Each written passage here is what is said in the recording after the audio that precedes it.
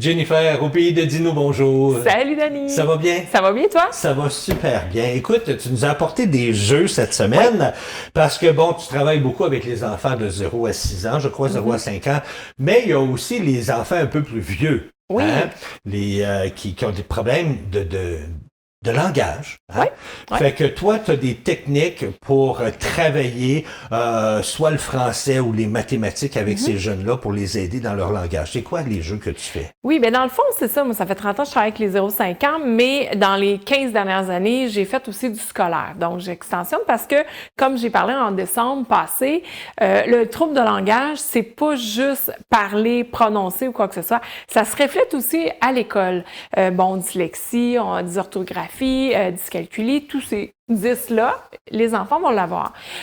Puis, ben ça se reflète, c'est comme par exemple, moi j'ai un enfant qui a beaucoup de difficultés au niveau de la compréhension. Fait que quand il arrive en mathématiques, en résolution de problèmes, ben là, de dire que Gertrude a mangé 12 bananes, puis qu'elle en avait acheté 32, combien il reste de bananes?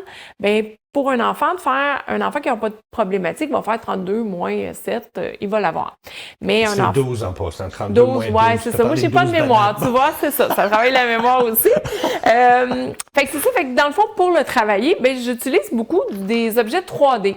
Okay. Des fois, j'ai des pièces d'or, parce que les enfants aiment ça, des petites pièces d'or de tirage de pirates. Pas ceux qu'on peut ouvrir là, puis manger le chocolat à l'intérieur. Ah, OK. Non, moi, c'est ceux-là que j'aime. Ouais, mais non, c'est pas ceux-là. Ou j'utilise des petits cubes comme ça ici. Okay. Fait que mes petits cubes, dans le fond, fait que là, mettons, c'est 12. Bon, ben je dis, j'en ai 20. Là, on va dire, mettons, là, que j'en ai, 20. Fait que là, je dis, ben t'en as mangé 4. Fait que là, on en enlève 4. Combien il en reste? Fait que l'enfant le voit visuellement, le problème qui était écrit, qu'est-ce que c'est? Fait que ça lui permet de manipuler, de l'expérimenter et de le voir. Fait que là, tu sais, s'il se trompe, il fait « Ah non, j'en ai enlevé juste, mettons, 3 au lieu de 4. Ah, c'était ça mon erreur. » Fait que souvent, on va leur travailler avec ça. OK. Fait que je peux utiliser ces cubes-là, je peux utiliser n'importe quoi. Moi, mon garçon, il a 28 ans, il en parle encore. Quand il était au primaire, on travaillait avec du macaroni. Ah, tu m'as fait peur. Je pensais que tu disais, mon garçon a 28 ans, puis on en fait encore des jeux comme ça avec lui. Là, je commençais à me poser des questions.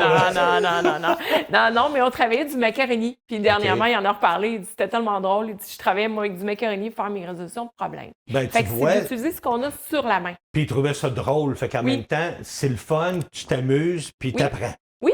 Puis des fois, j'utilise, mettons, des blocs Lego aussi. Fait qu'on va faire des calculs avec les blocs Lego. Puis quand on a fini, mais on fait le montage du bloc Lego.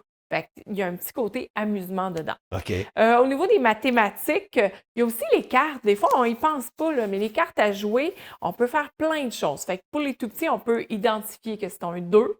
Si l'enfant ne reconnaît pas le chiffre, il va compter les symboles sur la carte. C'est sûr que pour les valets, c'est un peu plus compliqué. Plus vieux, on peut dire, qu'est-ce que ça fait 3 plus 4? Fait que là, l'enfant essaie de faire son addition. S'il ne réussit pas, il peut compter les formes sur les cartes. OK. Fait que ça lui permet de le faire. On peut jouer à bataille. Toi, tu as la dame, moi, j'ai le 4. Qu'est-ce qui est plus grand? On y va en ordre croissant, décroissant. On peut travailler plein de choses en mathématiques avec des cartes. Mon Dieu, tu as plein de bonnes idées qu'on n'aurait même pas pensé, nous autres. Oui, tu sais, des fois, on regarde sur Internet et on trouve plein de choses. Fait que c'est facile. Puis c'est un jeu de cartes, tout le monde a ça. Oui. Et des fois, moi, je vais aussi avec le jeu d'Uno. Fait que on y va avec l'Uno, on joue, c'est la même chose. Ou je l'utilise en renforçateur. Donc. Renforçateur. Oui, renforçateur, c'est que dans le fond, on va faire une résolution de problème sur papier. Une fois qu'on a réussi, on joue une petite partie de cartes. On joue 2-3 tours, on fait un autre problème, on joue 2-3 tours. Fait que ça rend ça plus amusant. Et je fais la même chose en français. Je lui demande des mots de vocabulaire, il me les nomme verbalement ou il les écrit dans son cahier. Puis après ça, on joue un petit peu des cartes. Fait que ça déstresse un peu le moment de l'apprentissage parce que tu es toujours en train de penser, ça devient fatigant. Oui, puis tu sais, il ne faut pas oublier que les enfants viennent de passer 8 heures sur des bancs d'école. Oui, maintenant, les professeurs adaptent les classes, font bouger un peu plus, mais 3/4 du temps, sont souvent assis, puis en train d'écrire, puis à se concentrer. À penser, à être concentré, puis tout le kit. Toi, là, après ta journée de 8 heures, as-tu le goût encore le soir de travailler? Non, pas moi, vraiment, c'est les 2 pieds sur le pouf, ma petite bière une fois de temps en temps. Et voilà, fait qu'il faut rendre ça, il faut rendre ça amusant. Fait que, tu sais, les mots de vocabulaire, moi, ma fille, je me souviens, elle faisait des roulades dans la maison.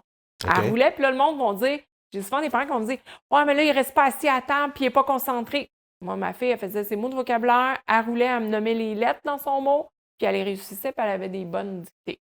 Fait que, tu sais, il y a ça. Puis aujourd'hui, elle s'est dirigée vers le cirque. Ah, elle en a fait, par exemple. Elle en a fait pendant 5 ans. Mais, tu sais, il y a ça. Tu sais, j'ai trouvé aussi au Dollarama, c'est des petites lettres comme ça. Fait qu'on en met un peu partout sur la table. Puis là, il doit aller chercher, mettons, je dis saut, bien, il va aller chercher les lettres. S-A-U-T, puis il y a son mot. Une autre façon aussi, souvent, les professeurs nous donnent des mots étiquettes, les fameux mots étiquettes. Bien, l'enfant, je lui demande de prendre une photo avec son imaginaire. Regarde ton mot.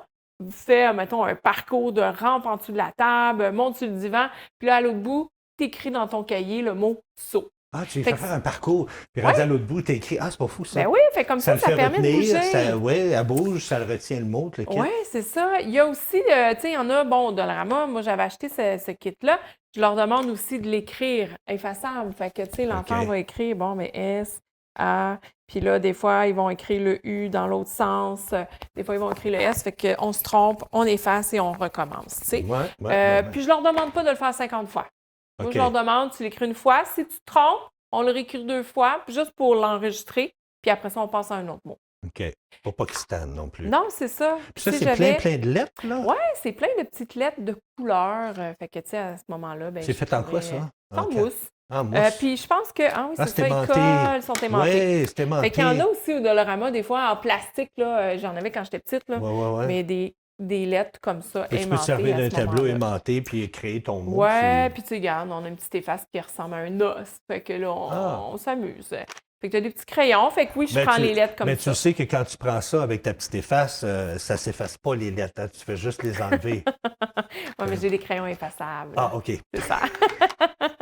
Fait que ça, c'est des différentes façons. Il y a aussi un tableau à un moment donné que j'avais trouvé, là, que les chiffres par dizaine sont de différentes couleurs.